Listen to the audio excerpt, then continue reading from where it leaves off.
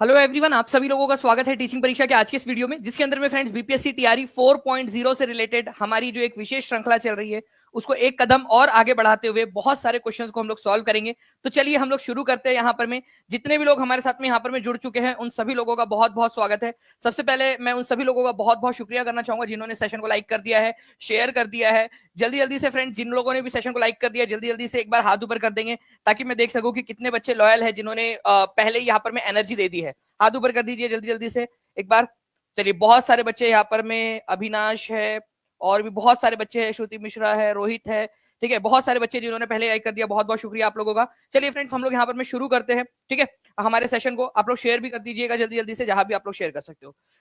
देखिए फ्रेंड्स, आप लोगों का एक क्वेश्चन है, recently the chief minister of Assam has announced to make which city the second capital of the state.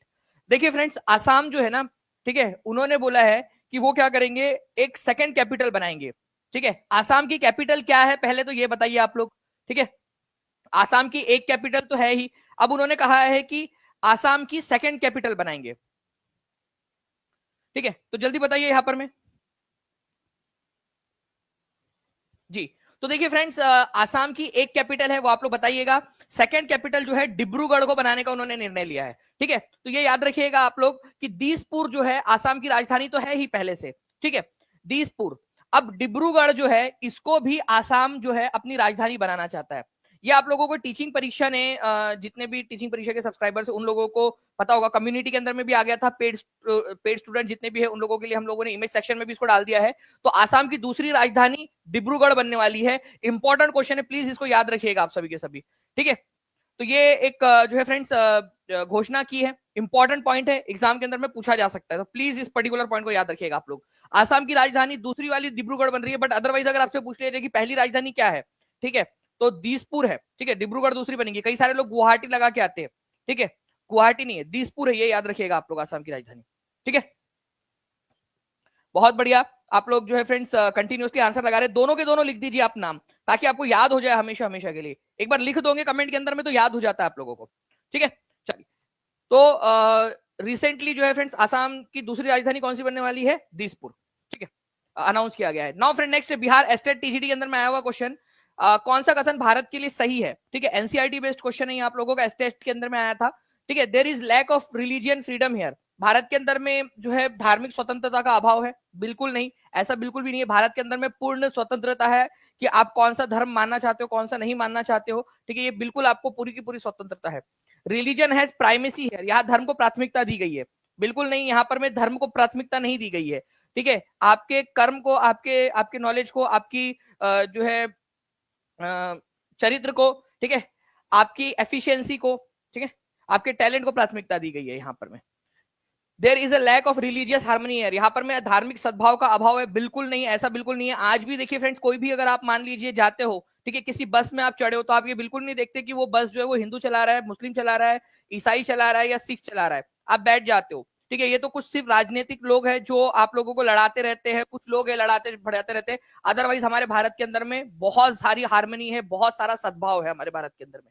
हमारे भारत के अंदर में जो सही बात है वो ये है कि हमारा भारत जो है, there is a principle of secularism, यहाँ पर में धर्मनिरपेक्षता का सिद्धांत है, ठीक है। हर किसी को आजादी है कि वो कौन सा धर्म अपनाना चाहता है, कौन सा पंथ अपना, इवन धर्म के अंदर में भी कई सारे पंथ होते हैं, ठीक है। जैसे हिंदुइज्म के अंदर में शैविज्म, वैष्णविज्म, बहुत सारे अलग अलग जो है आप लोगों के पंथ है। इवन वैष्णविज्म के अंदर में आप जाओगे तो वैष्णविज्म के अंदर में भी बहुत सारे सेक्ट निकल के आ जाते हैं, लेकिन हर किसी को अपना अपना मानने का अधिकार है। मुस्लिम के अंदर में देखोगे अलग अलग, शिया सुन्नी वहां भी अलग अलग जो है, उनको सबको अलग अलग मानने का अधिकार है। सिखिज्म के अंदर में भी आप कौन सा वाला बनना चाहते हो, सबको अपना अपना अधिकार है यहाँ पर में, ठीक है। तो भारत के अंदर में यहां पर में याद रखना है फ्रेंड्स कि पंथ निरपेक्ष, धर्म निरपेक्षता का सिद्धांत भारत के अंदर में चलता है। इंपॉर्टेंट पॉइंट है, ये याद रखिएगा आप सभी के सभी, ठीक है। एस्टेट के अंदर में आया हुआ है तो कभी भी अगर आ जाए तो इस तरीके से आपको सेक्युलरिज्म का सिद्धांत भारत में, ये याद रखेंगे आप लोग। नेक्स्ट क्वेश्चन की तरफ में हम लोग आगे बढ़ते हैं फ्रेंड्स। आप लोगों के आपको यहाँ पर में बताना है, who was the Mughal ruler at the time of battle of Plassey. सबसे पहली बात, ठीक है, सबसे पहली चीज, सबसे पहले बैटल ऑफ प्लासी कब हुई थी, बताइए। प्लासी की लड़ाई कब हुई थी, ये बताना है आप लोगों ने। तो अगर हम लोग बात करेंगे फ्रेंड्स प्लासी की लड़ाई की, ठीक है, तो प्लासी की लड़ाई हुई थी आप लोगों की 1757 के अंदर में, ठीक है, 1757 में। और ये लड़ाई हुई थी, ठीक है, ईस्ट इंडिया कंपनी, ठीक है, वर्सेस, ठीक है, बंगाल के जो नवाब थे, बंगाल के नवाब, उनके बीच में बंगाल के नवाब कौन थे? बंगाल के नवाब, ठीक है, बताइए। सिराजुद्दौला, है ना। तो सिराजुद्दौला जो है उनको उन्हीं के एक साथी ने धोखा दे दिया था, ठीक है, मीर जाफर ने। तो इस वजह से बंगाल के नवाब जो थे सिराजुद्दौला वो हार गए थे, वो बिना लड़ाई की वो हार गए थे, ठीक है। तो प्लासी की लड़ाई जो है उस समय में नवाब को मुगल बादशाह, क्योंकि ये लड़ाई जो हो रही थी वो हो रही थी आपकी बंगाल के अंदर में, ठीक है, प्लासी में।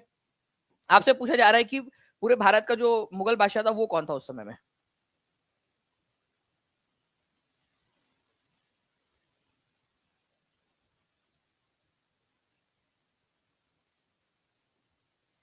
जी। तो देखिए फ्रेंड्स, अगर हम लोग बात करेंगे यहाँ पर मैं इस पर्टिकुलर क्वेश्चन की, तो इसका आंसर जो है वो हो जाएगा आप लोगों का आलमगीर सेकंड, ठीक है, आलमगीर द्वितीय, ठीक है, ये याद रखना है आप लोगों ने। इसके बाद में आलमगीर द्वितीय के बाद में शाह आलम द्वितीय शासक बना था, जिसके समय में बक्सर की लड़ाई हुई थी, ठीक है। तो आलमगीर द सेकंड, ठीक है, आलमगीर द्वितीय था, कमजोर शासक था, कठपुतली शासक था, ये याद रखना है आप लोगों ने, ठीक है। जहांदर शाह का बेटा था और केवल कठपुतली शासक था ये, ठीक है, आलमगीर द्वितीय, ठीक है। चलिए, तो आप लोगों ने दो चीजें याद रख लेनी है, अगर आप याद रखना चाहते हो तो मैं आप लोगों को बता देता हूं, ठीक है। अगर बात करें यहां पर मैं बैटल ऑफ प्लासी, प्लासी की लड़ाई के समय में कौन था मुगल बादशाह, अगर ये क्वेश्चन आ जाए तो आलमगीर द्वितीय, आलमगीर सेकंड, ठीक है। और वही अगर आप लोगों से बात की जाए बक्सर की लड़ाई के समय में कौन था शासक, प्लासी की लड़ाई जो थी वो हुई थी आप लोगों की 1757 के अंदर में, बक्सर की लड़ाई हुई थी 1764 के अंदर में, ठीक है। तो बक्सर की लड़ाई के समय में था शाह आलम सेकंड, शाह आलम द्वितीय, ठीक है। तो दोनों के दोनों याद रख लीजिए आप लोग, दोनों के दोनों आप लोगों से पूछे जा सकते हैं, ठीक है। चलिए,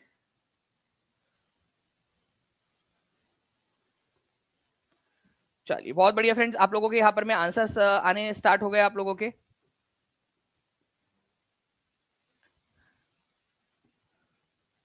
नेक्स्ट क्वेश्चन, निम्नलिखित में से किस घटना ने अंग्रेजी ईस्ट इंडिया कंपनी को बंगाल सूबे का वैध स्वामी बना दिया था? मतलब कौन सी वाली लड़ाई थी जिसके बाद में, ठीक है, अंग्रेजी ईस्ट इंडिया कंपनी जो है बंगाल सूबे के लगभग लगभग स्वामी बन गए थे, वो लोग हेड बन गए थे, उनको जो दीवानी अधिकार है, टैक्स कलेक्ट करने का अधिकार, वो भी मिल गया था।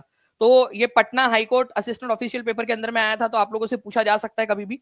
तो याद रखिएगा आप लोग फ्रेंड्स कि बैटल ऑफ बक्सर जो हुई थी, बक्सर की लड़ाई, इसके बाद में एक ट्रीटी साइन हुई थी जिसको बोला जाता है अलाहाबाद की ट्रीटी, ट्रीटी ऑफ अलाहाबाद, ठीक है, treaty, treaty of Allahabad, Allahabad की जो संधि थी वो साइन हुई थी 1765 में, इसके बक्सर की लड़ाई के बाद में। तो बक्सर की लड़ाई के बाद में जो है फ्रेंड्स वो वैध स्वामी के रूप में यहां पर में बन गए थे, ये याद रखना है आप लोगों ने। ये इंपॉर्टेंट पॉइंट है आप लोगों का कि बक्सर की लड़ाई के बाद मेनली जो पहले क्या करते थे वो कठपुतली नवाब के जरिए अपना शासन चलाने की कोशिश करते थे, लेकिन मीर कासिम करके एक बंगाल का नवाब हुआ जिसने बक्सर की लड़ाई कर दी अंग्रेजों के साथ में, ठीक है। तो फाइनली जब वो बक्सर की लड़ाई जीते तो उसके बाद में उन्होंने अलाहाबाद की संधि की मुगल बादशाह शाह आलम द्वितीय के साथ में, और बंगाल, बिहार और उड़ीसा के दीवानी अधिकार अपने पास में रख लिए, मेन वाले जो अधिकार थे वो अपने पास में रख लिए। तो यहां पर मैं याद रखना है आप लोगों ने, बैटल ऑफ बक्सर के बाद में अलाहाबाद की संधि हुई थी। अलाहाबाद की संधि कौन सी लड़ाई के बाद में हुई, ये भी क्वेश्चन पूछा जा सकता है, ठीक है। अच्छा, मैंने अभी आपको बताया कि बक्सर की लड़ाई के समय में, ठीक है, मुगल बादशाह कौन था और प्लासी के समय में कौन था, ये भी बता दीजिए आप लोग, ठीक है। दोनों के दोनों क्वेश्चन बता देंगे, और एक बार जल्दी से सेशन को लाइक भी कर देंगे फ्रेंड्स सभी लोग, ठीक है। 8 मिनट के अंदर में यहाँ पर में 1900 के करीब बच्चे जुड़ चुके हैं हमारे साथ में, और जैसे कि मैं यहाँ पर मैं स्टैटिस्टिक्स के अंदर में देख पा रहा हूँ, ठीक है, 1085 लोगों ने सेशन को लाइक भी कर दिया। तो जल्दी जल्दी से सेशन को लाइक करते रहेंगे आप सभी, और जिन्होंने भी टीचिंग परीक्षा चैनल को सब्सक्राइब नहीं किया, चैनल को सब्सक्राइब जरूर कर देंगे आप सभी। तो देखिए फ्रेंड्स, यहाँ पर मैं आप बक्सर और प्लासी दोनों का लिखते जाइए, देखिए जो जो क्वेश्चन पूछे जा सकते हैं वो सारे आप लोगों को बताता जा रहा हूं मैं आप लोगों को साथ साथ में, ठीक है। चलिए, now friends, what percentage of electricity is contributed bye hydro electric power project in India? NCERT based question है, टीचिंग परीक्षा ने आप लोगों को सारी की सारी एनसीईआरटी हिंदी इंग्लिश दोनों के अंदर में, एससीईआरटी दोनों के दोनों आप लोगों को प्रोवाइड करवा दी है टीचिंग परीक्षा के एप्लीकेशन के अंदर में, ठीक है। तो हाइड्रो इलेक्ट्रिक जो पावर प्रोजेक्ट है उसके जरिए कितनी इलेक्ट्रिसिटी जो है वो जनरेट होती है, ये आप लोगों को बताना है।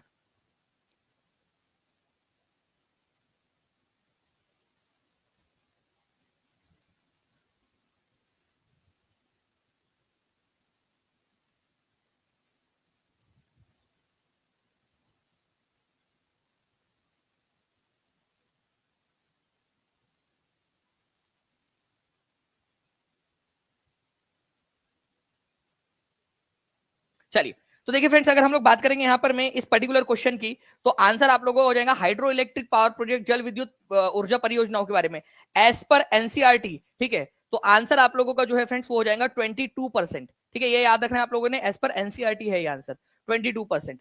ठीक है, अब आप लोगों को एक मजे की बात बताऊं मैं। ठीक है, एक इंटरेस्टिंग पार्ट आप लोग जानना चाहोगे। ये क्वेश्चन जो है आप लोगों का फ्रेंड बीपीएससी टीआरई के अंदर में आया था, आप लोग देख सकते हो बीपीएससी टीआरई के अंदर में आया हुआ क्वेश्चन, बीपीएससी, ठीक है, टीआरई के अंदर में, टीचिंग रिक्रूटमेंट एग्जाम के अंदर में आया हुआ क्वेश्चन आप लोगों का कभी भी रिपीट होकर पूछा जा सकता है। Now the best point come here. ठीक है, आप लोगों का, आप लोग देखोगे कि ये क्वेश्चन 63वीं बीपीएससी के अंदर में भी आया था। टीचिंग परीक्षा की टीम ने बिल्कुल रिसर्च करके आप लोगों के लिए लेकर आए हैं, और इसी डीप रिसर्च के साथ में आप लोगों को कंटेंट प्रोवाइड किया जाता है टीचिंग परीक्षा के पेड कोर्स में भी। इसीलिए कह रहा हूं, सिलेक्शन चाहिए, सिलेक्शन के साथ में टॉप रैंक चाहिए, तो टीचिंग परीक्षा के साथ में जुड़ो। कहीं ऐसा ना हो कि बाद में जब रिजल्ट आए तब सोचो कि काश उस समय में जुड़ गए होते टीचिंग परीक्षा के साथ, तो आज हमारा भी सिलेक्शन हो जाता। ठीक है, तो देखिए यहां पर मैं आपका भारत में उत्पादित कुल बिजली में बिजली की हिस्सेदारी कितनी है, 22% है आप लोगों का। ठीक है, 22%। ओके, तो 63वीं बीपीएससी के अंदर में भी आया था, और सारे के सारे बीपीएससी के क्वेश्चंस आप लोगों को टीचिंग परीक्षा के एप्लीकेशन में हमने प्रोवाइड करवा दिए हैं। ठीक है, तो आप लोगों के लिए क्या होगा कि आप लोग जब ये क्वेश्चंस पढ़कर जाओगे और वही क्वेश्चन जब एग्जाम में आएंगे आपके, तो आप लोगों को थोड़ा आसान लगेगा, आप लोग कॉन्फिडेंस के साथ में आंसर लगा पाओगे। तो टीचिंग परीक्षा ने आपको सारे क्वेश्चंस प्रोवाइड करवा दिए। ठीक है, नाउ फ्रेंड्स, अब देखिए यहां पर में ये तो हो गया 63वीं बीपीएससी का, बट हम यहां नहीं रुके, हमने और रिसर्च की आपके लिए।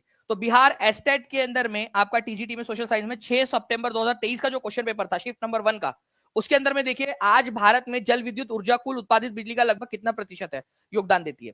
लीजिए, इसकी पीडीएफ कहां मिलेंगी, इसकी पीडीएफ जो है बीपीएससी टीआरई 4.0 का जो कोर्स है उसके अंदर में जितनी भी वाईटी पे क्लास होती है वो सारी की सारी पीडीएफ टीआरई 4.0 के कोर्स में मिल जाती है आपको, ताकि बच्चे वहां से रिवीजन भी कर सके, और टेस्ट भी मिल जाती है उसी के नीचे में। तो 22% आप देख लीजिए यहां पर मैं एक ही चीज को, ठीक है, जो है किस तरीके से घुमा के पूछा गया एग्जाम के अंदर में, और ये आपको चाहिए होता है। रिवीजन बहुत ज्यादा जरूरी है। ठीक है, सही तरीके से पढ़ना है इसीलिए जरूरी है। ठीक है, क्योंकि अदरवाइज क्या होगा कि आप बस पढ़ते जाओगे और उसका रिजल्ट नहीं निकलेगा कुछ भी। तो ऐसे रिवीजन करके जब पढ़ोगे अब आपको हमेशा के लिए याद हो गया। अब मैं आप लोगों को एक कदम और आगे लेकर चलूंगा, एज पर एनसीईआरटी। ठीक है, ध्यान से सुनना आप मेरी बात को। ठीक है, एज पर एनसीईआरटी ये तो हो गया हाइड्रो इलेक्ट्रिक पावर की बात। अब बाकी के क्या है, क्योंकि कोई भी बाकी के भी पूछे जा सकते हैं, तो याद रखिएगा आप लोग, थर्मल जो एनर्जी है, ठीक है, तापीय ऊर्जा, थर्मल एनर्जी, इसका परसेंटेज है 65%। ठीक है, हाइड्रो इलेक्ट्रिसिटी का अभी मैंने आपको बताया हाइड्रो का। ठीक है, हाइड्रो इलेक्ट्रिसिटी मतलब जो जल विद्युत है आप लोगों का, इसका 22% हम लोगों ने देखी है, 22%। ठीक है, आप लोगों का न्यूक्लियर एनर्जी, न्यूक्लियर, ठीक है, न्यूक्लियर एनर्जी मतलब आपका नाभिकीय जो ऊर्जा है या परमाणु ऊर्जा जो है आप लोगों की, उसका जो प्रतिशत है भारत के कुल ऊर्जा उत्पादन के अंदर में 3% है। ठीक है, और जो अल्टरनेट होते हैं, ठीक है, अलग अलग अल्टरनेट बोला जाता है उसको, अल्टरनेट एनर्जी सोर्सेस, अल्टरनेट, जिसमें बायोफ्यूल आ जाता है आप लोगों का, बायोफ्यूल आ जाता है, ठीक है, बायोगैस आ जाता है, इस तरीके के अलग अलग विभिन्न जो आ जाते हैं वो है आप लोगों का 10%। ठीक है, तो ये एनसीईआरटी के अंदर में दिया हुआ डेटा है आप लोगों का, जो आपको बता दिया मैंने। थर्मल का कितना है, सबसे ज्यादा थर्मल का है 65%। ठीक है, ये याद रखना है आप लोगों ने। उसमें भी सबसे ज्यादा हमारे भारत के अंदर में कोल का इस्तेमाल होता है।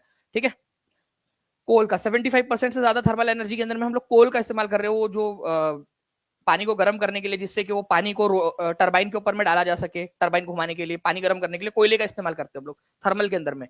तो कोयला बेस्ड थर्मल पावर जनरेशन है हमारे भारत के अंदर में। ठीक है, तो ये एक इंपॉर्टेंट पॉइंट था आप लोगों का जो मैंने बता दिया आप लोगों को, प्लीज इसको याद रखिएगा आप लोग। अगर आप चाहते हो कि इस तरीके के क्वेश्चंस और भी बना दे तो मिल जाएंगे आपको। बाकी जो है फ्रेंड्स आप लोगों को ये पूरी की पूरी पीडीएफ भी मिल जाएंगी। ठीक है,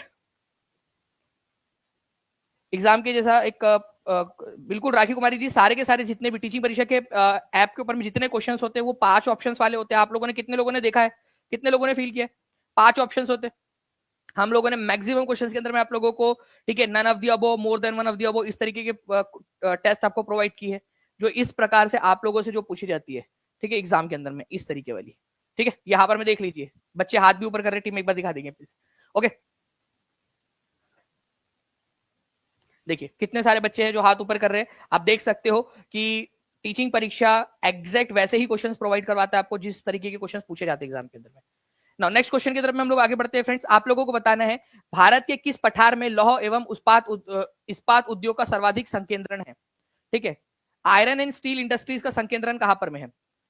आयरन एंड स्टील इंडस्ट्री, लौह और इस्पात, भारत में कहां पर में सबसे ज्यादा आप लोगों को जो है इस तरीके के उद्योग मिलेंगे भारत में? छोटा नागपुर के पठार में, मेघालय के पठार में, मारवाड़ के पठार में, ठीक है। उपयुक्त में से एक से अधिक है, उपयुक्त में से कोई नहीं।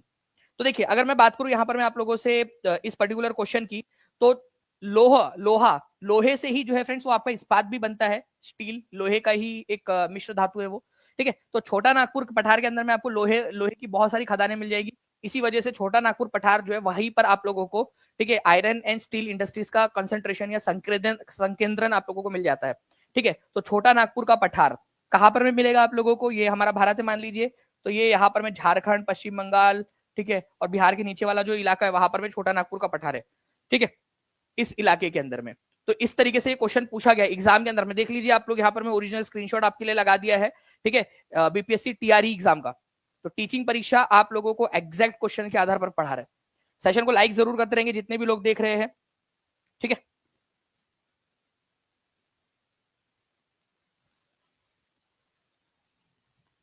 चलिए नेक्स्ट क्वेश्चन की तरफ में हम लोग आगे बढ़ते हैं फ्रेंड्स। हमारे यहाँ पर में आप लोग देख लीजिए, निम्नलिखित में से किस उद्योग को छोटा नागपुर पठार क्षेत्र में अधिकतम संकेंद्रण है? कौन सा वाला उद्योग जो है आपको छोटा नागपुर पठार के पास में मिलेगा? सेशन को लाइक करते रहेंगे, बताइए निम्नलिखित में से किस उद्योग का छोटा नागपुर पठार केंद्र में अधिकतम संकेंद्रण है? ठीक है, ऑटोमोबाइल उद्योग का, चीनी उद्योग का, लौह और इस्पात उद्योग का, उर्वरक उद्योग का, किस उद्योग का है? ज्वाइन कैसे करना है? तो देखिए नीचे में नंबर चल रहा है आपका, ठीक है, इस नंबर पे कॉल या व्हाट्सएप कर सकते हो आप। जैसे आप देख सकते हो यहाँ पर मैं नीचे में नंबर आपको दिखाई देगा, यहाँ पर में 7611101101 9697888844, इस नंबर पे कॉल या व्हाट्सएप कर दीजिए, ठीक है। आपको टीम मदद कर देंगे, या टीचिंग परीक्षा के एप्लीकेशन पे भी जा सकते हो आप डायरेक्टली, ठीक है। साथ ही साथ अगर मैं आपको बताऊं यहाँ पर में एक और तरीका भी है, देखिए यहाँ पर में नंबर आप लोगों को दिखाई दे रहा है आपके स्क्रीन के ऊपर में, ठीक है। इसके अलावा एक तरीका और है, वो भी मैं आपको बता देता हूँ, ठीक है। जैसे मान लीजिए कि आप ये वीडियो देख रहे हो, ठीक है, तो इस वीडियो को देख रहे हो जब आप, तो नीचे में एक लिंक दी गई है आप लोगों को, ठीक है। इस वीडियो के नीचे में लिंक दी गई है to buy BPSC TRE 4.0 course, ठीक है। तो ये जो बटन है, ये TRE to buy BPSC TRE 4.0 course, उसके ऊपर में जैसे आप क्लिक करोगे सारे कोर्सेस आप लोगों को दिख जाएंगे, ठीक है। और अभी आप लोगों का विनर, ठीक है, आपको पता है फ्रेंड्स की कल जो है आप लोगों की टेस्ट है। कितने लोगों को पता है कल आपकी 30 डे चैलेंज की टेस्ट है? पूरे 30 दिन आपने टेस्ट किए। देखिए आप लोग यहाँ पर मैं बाय नाउ के ऊपर में क्लिक करके, ठीक है, जो भी आप लोगों को कोर्स लेना है उसके ऊपर में क्लिक करके आप ये डिटेल भर के आप दे सकते हो। तो विनर आपका कूपन कोड इस लिंक पे लगा दिया है हम लोगों ने, मैक्सिमम डिस्काउंट आप लोगों को मिल जाएगा, जो भी अमाउंट दिख रहा है उससे भी कम में आपको मिल जाएगा, ठीक है, ताकि आप कल वाली जो टेस्ट है वो दे सके। तो कल रात में 9 बजे टेस्ट है, ठीक है। जितने भी बच्चे यहाँ पर में हाथ ऊपर कर रहे हैं, मुझे उम्मीद है कि आप सभी लोग जो ने पढ़ाई भी करनी स्टार्ट कर दी होंगी। इतना आसान है आपके लिए कोर्स को परचेज करना। तो कल आप लोगों का, आप लोग तैयार रहिएगा, कल रात में 9 बजे आप लोगों की टेस्ट होने वाली है, मेगा टेस्ट और सरप्राइज गिफ्ट मिलेगा। तो जितने भी बच्चे नहीं जुड़े अब तक, अभी जुड़ के जल्दी से वो कल की टेस्ट में आ जाएंगे आप लोग। तो आयरन एंड स्टील इंडस्ट्री जो है फ्रेंड्स, ये याद रखना आप लोगों ने, इससे रिलेटेड है आप लोगों की। छोटा नागपुर जो पठार है वहां पर में आप लोगों को बहुतायत मात्रा के अंदर में मिल जाती है, ठीक है। चलिए, तो ये आप लोगों का एक पॉइंट हो गया। नेक्स्ट क्वेश्चन की तरफ में आगे बढ़ते हैं फ्रेंड्स। आप लोगों को बताना है कि निम्नलिखित में से किसे भारत में जैव विविधता हॉटस्पॉट माना जाता है? जैव विविधता हॉटस्पॉट, इंपॉर्टेंट मार्क करो इस क्वेश्चन को आप लोग, ठीक है। बायोडाइवर्सिटी हॉटस्पॉट, देखो बायोडाइवर्सिटी हॉटस्पॉट का मतलब होता है जहां पर में डाइवर्सिटी बहुत ज्यादा है बायो की, मतलब कि वहां पर में पेड़ पौधे, जीव जंतु विभिन्न प्रकार के पाए जाते हैं। अलग अलग प्रकार की मेंढक, अलग अलग प्रकार की मछलियां, अलग अलग प्रकार के पेड़, अलग अलग प्रकार के जो है छोटे छोटे से पौधे, अलग अलग प्रकार के मच्छर, ठीक है, हर चीज विभिन्न प्रकार की पाई जाती है, विविधता। तो जैव विविधता हॉटस्पॉट, जहां पर में बहुत सारी विविधताएं पाई जाती है एक साथ, ऐसे हॉटस्पॉट को बचाना बहुत ज्यादा जरूरी है। अगर हमने उनको खत्म कर दिया तो उसके अंदर में जो रहने वाली विविधताएं है, जैव विविधता, वो भी खत्म हो जाएंगी। तो ऐसे 4 रीजन है भारत के जिसको बायोलॉजिकल हॉटस्पॉट या जैव विविधता हॉटस्पॉट घोषित किया गया है, ठीक है। मैं आप लोगों को मैप के थ्रू बताने की कोशिश करता हूँ यहाँ पर में। ये देखिए फ्रेंड्स, ये है हमारा हिमालयन क्षेत्र। तो हिमालयन जो क्षेत्र है, ठीक है, इसको एक हॉटस्पॉट घोषित किया गया। यहाँ पर में जैव विविधता आप लोगों को मिल जाएंगी भारत में, हिमालयन रीजन में। एक है आप लोगों का इंडो बर्मा रीजन, ठीक है, यहाँ पर में इंडो बर्मा रीजन, ठीक है, इंडो बर्मा रीजन, इसको माना जाता है बायोलॉजिकल हॉटस्पॉट।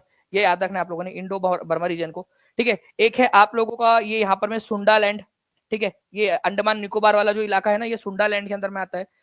और भी इधर साइड में जो इंडोनेशिया मलेशिया वाले जो एरिया है वो भी आते हैं, बट भारत का ये भी सुंडा लैंड के अंदर में ही आता है, सुंडा लैंड के हिस्से में, तो अंडमान निकोबार सुंडा लैंड, ठीक है। और यहाँ पर में वेस्टर्न घाट, वेस्टर्न घाट भी बहुत ज्यादा बायोलॉजिकल डाइवर्सिटी यहाँ मिलती है। इवन मैं तो कहता हूँ कि आप लोग भी चले जाओगे वेस्टर्न घाट में घूमने के लिए और यहाँ 6-7 महीने बिता दिए तो शायद एक का प्रजाति तो आप भी ढूंढ लोगे, मेंढक की, मछली की, ठीक है, सांप की, पता नहीं कौन कौन सी, कोई ना कोई प्रजाति तो आप ढूंढ ही लोगे, ठीक है, अलग प्रकार की प्रजाति, ठीक है, फिर आप अपने नाम पे रख देना उसको, ठीक है। तो इतनी सारी बायोडाइवर्सिटी है यहाँ पर में। तो हिमालय है, इंडो बर्मन रीजन, ठीक है, इंडो बर्मन इसको क्यों कहा जाता है, क्योंकि ये इंडिया और ये जो म्यांमार है उधर वाले हिस्से का है ना, तो इंडो बर्मन रीजन इसको बोलते हैं, सुंडा लैंड, ठीक है, और आपका वेस्टर्न घाट। तो आप लोगों से क्या पूछा गया था यहाँ पर में इस क्वेश्चन के अंदर में कि निम्नलिखित में से किसे भारत में जैव विविधता का हॉटस्पॉट माना जाता है, ठीक है। तो भाई वेस्टर्न घाट को माना जाता है, सुंडा लैंड को माना जाता है, इंडो गंगेटिक प्लेन को नहीं माना जाता है, ठीक है। तो खत्म हो गया, मोर than one of the above answer, ठीक है, D is the answer, more than one of the above, क्योंकि ए और बी आंसर है। तो अभी कोई कह रहा था कि सर उस तरीके के वाले क्वेश्चंस जो है वो कैसे मिलेंगे, तो टीचिंग परीक्षा पर मिलेंगे आपको, जिस तरीके के क्वेश्चन एग्जाम में पूछे जाते हैं। आप देखिए ए और बी आंसर था, सी नहीं था, ठीक है, तो आप लोगों का आंसर डी हो गया। इस तरीके के क्वेश्चन, ये क्वेश्चन को एक और तरीके से बनाया जा सकता है, निम्नलिखित में से कौन सा भारत का जैव विविधता हॉटस्पॉट नहीं है, तो ए और बी है, तीसरा नहीं है, तो उस केस में सी आंसर हो जाएगा, ठीक है। तो इस सारी चीजों को टीचिंग परीक्षा की टीम ध्यान रखती है और ऐसे हर क्वेश्चन आप लोगों को प्रोवाइड करवाती रहती है, ठीक है। तो ये याद रखिएगा आप सभी के सभी, ठीक है। चलो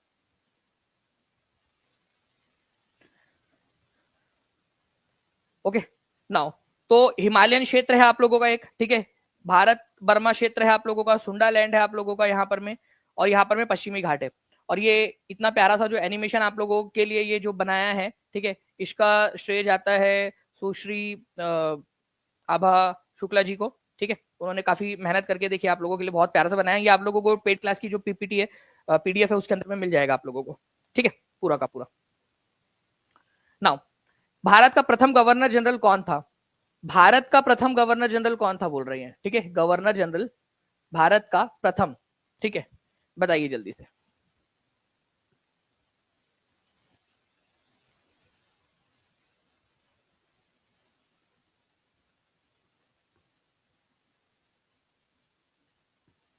जी, तो देखिए फ्रेंड्स, अगर हम लोग यहाँ पर बात करें आपकी इस पर्टिकुलर क्वेश्चन की, भारत का प्रथम गवर्नर जनरल कौन था, तो इसके लिए मैं आप लोगों को एक चीज बताना चाहूंगा कि पहला गवर्नर जनरल ऑफ बंगाल, ठीक है, बंगाल का पहला गवर्नर जनरल कौन था, अगर ये क्वेश्चन पूछ लिया जाए आप लोगों से, तो वॉरेन हेस्टिंग्स हो जाएगा आप लोगों का, वॉरेन हेस्टिंग्स, हेस्टिंग्स, ठीक है, वॉरेन हेस्टिंग्स। अगर आपसे बोला जाए कि भाई ये था गवर्नर जनरल ऑफ बंगाल, ये याद रखना आप लोगों ने, first governor general of India, मतलब इसका बंगाल से नाम बदल के इंडिया कर दिया गया, पूरा ओवरऑल इंडिया। तो पहला गवर्नर जनरल ऑफ इंडिया जो है वो था, ठीक है, Lord William Bentinck, Lord William Bentinck, ठीक है, ये याद रखना आप लोगों ने, लॉर्ड विलियम बेंटिक पहला गवर्नर जनरल, ठीक है। उसके बाद में अगर आप लोगों से पूछ लिया जाए कि फर्स्ट वाइसराय कौन था भारत का, पहला वाइसरॉय, ठीक है, वाइसराय, तो वो था आप लोगों का, ठीक है, लॉर्ड कैनिंग, लॉर्ड कैनिंग। ये लास्ट गवर्नर जनरल भी था, ठीक है, लास्ट, ठीक है, last governor general of India, GGI, ठीक है, गवर्नर जनरल ऑफ इंडिया, ठीक है। लॉर्ड विलियम बेंटिक पहला भारत का गवर्नर जनरल था इंडिया का, लास्ट जीजीबी भी था, governor general of Bengal, lord William Bentinck, ठीक है, और पहला इंडिया का गवर्नर जनरल बना इस तरीके से। तो लास्ट जो पहला भारत का गवर्नर जनरल था, ठीक है, गवर्नर जनरल ऑफ इंडिया पहला, वो last governor general of Bengal था, ठीक है।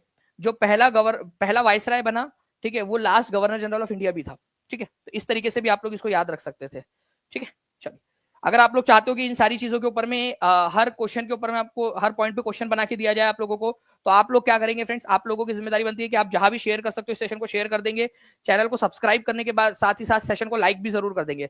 नीचे में कमेंट के अंदर में जो है कमेंट करके भी आंसर करते रहिए। अब बताइए इसका आंसर क्या होगा, हर कोई बच्चा जो है लिखेगा, पूरा स्टेटमेंट लिखिए जल्दी से, जल्दी जल्दी से बताइए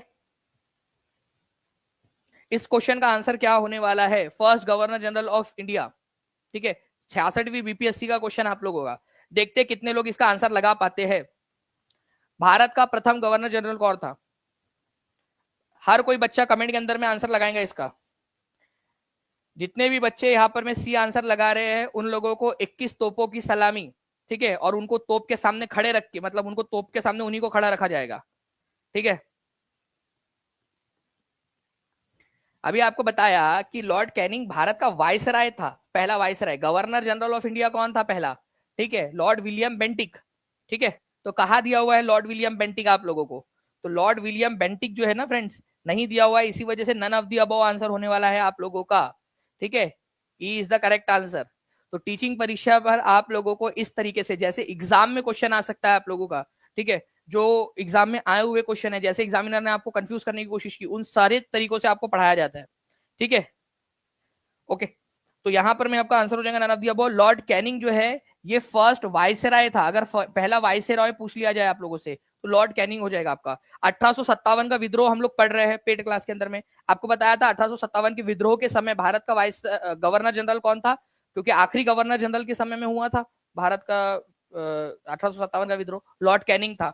उसके बाद में उसकी पोस्ट का नाम, गवर्नर जनरल ऑफ इंडिया की पोस्ट का नाम बदल के वाइसराय ऑफ इंडिया कर दिया गया था, ठीक है। चलिए, तो इस तरीके से आप लोगों ने याद रखना था इस पॉइंट को। ओके, नाउ नेक्स्ट क्वेश्चन जो है फ्रेंड्स, इस क्वेश्चन का आंसर आप लोग करोगे, जल्दी से बताइए। हर कोई बच्चा कमेंट में आंसर करेगा इसका, जल्दी से बताओ। इस क्वेश्चन का आंसर हर किसी ने करना है, ठीक है। पढ़िए और आंसर करिए। और जो भी बच्चे टीचिंग परीक्षा के साथ में जुड़ना चाहते हैं, मैं आपको बता दूं फ्रेंड्स कि आप लोगों का विनर, ठीक है, कूपन कोड जो है वो एक्टिवेट हो चुका है। आप लोग विनर हो, ठीक है, आप लोग जो है जीतने वाले हो। हर एक विनर कभी ना कभी बिगिनर जरूर होता है जो शुरुआत करता है, ठीक है, और आप हो वो विनर, ठीक है। तो आप लोग अगर शुरू करना चाहते हो तो टीचिंग परीक्षा के साथ में शुरू कर सकते हो आप लोग, ठीक है। नीचे में नंबर चल रहा है उस पर कॉल या व्हाट्सएप कर लीजिए, या टीचिंग परीक्षा के ऐप पर जा सकते हो, या फिर मैंने जो आपको तरीका बताया नीचे में लिंक दी गई है टू बाय बीपीएससी तैयारी 4.0 कोर्स, उस पर भी हमने लगा दिया है लिंक। तो आप जल्द से जल्द उसके ऊपर जुड़ सकते हो। और कल आप लोगों की जो टेस्ट है वो टेस्ट आप लोग जरूर दीजिएगा, ठीक है। तो hotspot of biodiversity in India, ठीक है, कौन सा वाला नहीं है? तो वेस्टर्न घाट तो है हॉटस्पॉट, ठीक है, हिमालय भी है, ठीक है, हिमालय भी है आप लोगों का वेस्ट आपका hotspot. Indo Gangetic plain, Indo Gangetic मैदान नहीं है, ठीक है, ये याद रखना आप लोगों ने। इंडो बर्मा रीजन जो है, इंडो बर्मा रीजन वो है आप लोगों का, इंडो गंगेटिक प्लेन नहीं है। तो सी इज द करेक्ट आंसर, ठीक है। तो आप लोगों को बताया था ना मैंने अभी थोड़ी देर पहले, आप लोग यहाँ पर में देख सकते हो कि एक क्वेश्चन हम लोगों ने इस तरीके से किया था। तो टीचिंग परीक्षा की टीम बिल्कुल एकदम माइंड से, जिस तरीके से एग्जामिनर आपको कंफ्यूज कर सकता है, हर वो चीज सोचती है कि कैसे एग्जामिनर आपको कंफ्यूज कर सकता है, उन सारी चीजों का ध्यान रखा जाए, ठीक है। तो ये याद रखना है आप लोगों ने। इंडो गंगेटिक प्लेन जो है आप लोगों का नहीं है, हिमालयन क्षेत्र है। इंडो बर्मा जो इलाका है, इंडो बर्मन इलाका, ठीक है, वो है आपका सुंडा लैंड है, और वेस्टर्न घाट है, पश्चिमी घाट, ठीक है। ये आप देख सकते हो, हिमालय, इंडो बर्मा, ठीक है, या भारत बर्मा, सुंडा लैंड, पश्चिमी घाट, ठीक है, आप लोगों का भारत के अंदर में। श्रीलंका भारत का पार्ट नहीं है तो श्रीलंका नीचे चला जाता है, ठीक है। तो ये आप लोगों का एक पॉइंट हो गया था, इसको भी याद रखिएगा, आप सभी के सभी एग्जाम के अंदर में आप लोगों से पूछ सकते हैं। नाउ फ्रेंड्स, एक बहुत ही इंटरेस्टिंग सी जो है फ्रेंड्स क्वेश्चन है आपका एनसीईआरटी बेस्ड, इसको याद रखिएगा, इंपॉर्टेंट मार्क करना है आप सभी लोगों ने इसको, ठीक है।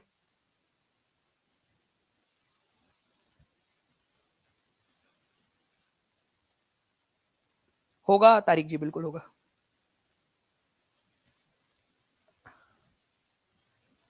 बताइए, a bunch of old letters, ठीक है।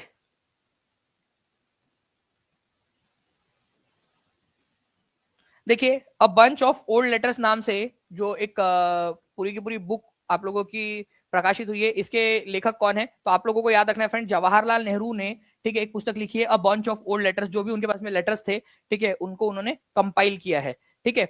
ये 1958 के अंदर में प्रकाशित हुई थी a bunch of old letters. बहुत ही इंपॉर्टेंट है, ये याद रखना है आप लोगों ने, बहुत ज्यादा इंपॉर्टेंट। इसके अलावा डिस्कवरी ऑफ इंडिया नाम की पुस्तक इन्होंने लिखी थी। ग्लिम्स ऑफ वर्ल्ड हिस्ट्री नाम से उन्होंने पुस्तक लिखी थी, ठीक है, glimpse of world history. Unity of India नाम से लिखी उन्होंने।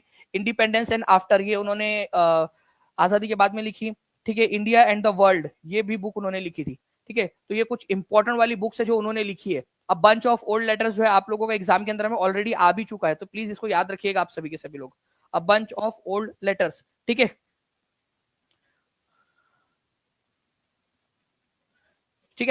तो ये एक इंपॉर्टेंट पॉइंट था आप लोगों का, जो एग्जाम के अंदर में पूछे जाने की बहुत अधिक संभावना आप लोगों की बनती है, ठीक है, इस पर्टिकुलर पॉइंट की। नाउ फ्रेंड्स, मैं आप लोगों से जो है कुछ सवाल पूछना चाहूंगा। इसके अलावा मैं आप लोगों को बता दूं कि विनर जो है आप लोगों का कूपन कोड चल रहा है मैक्सिमम डिस्काउंट के लिए आपका, ठीक है।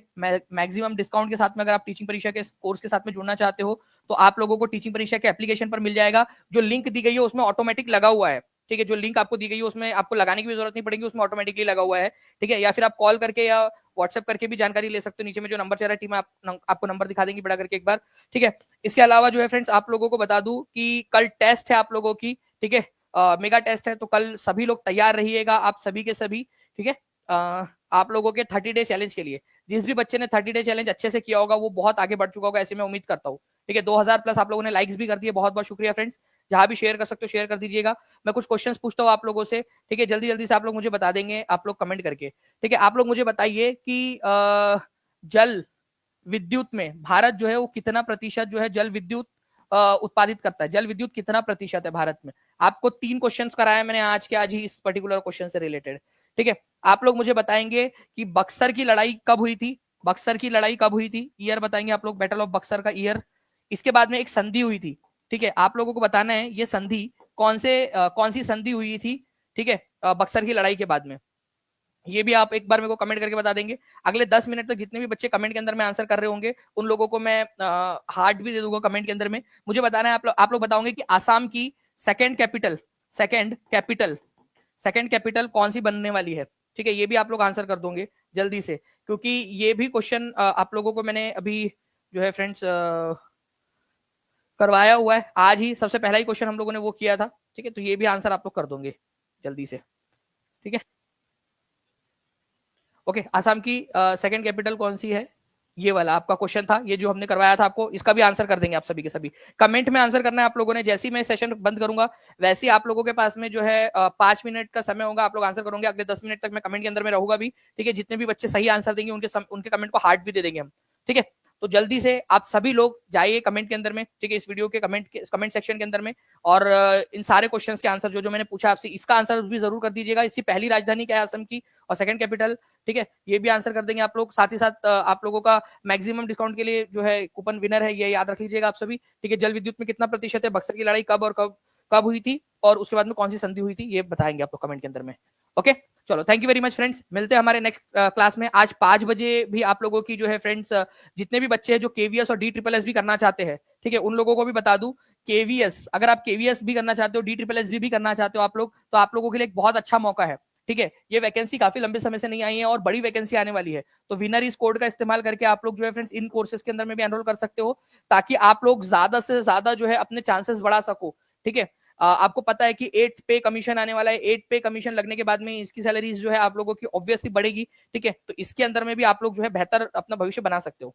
ओके, चलिए, thank you very much friends, मिलते हैं हमारे नेक्स्ट क्लास में, तब तक के लिए take care and bye, God bless you all, thank you.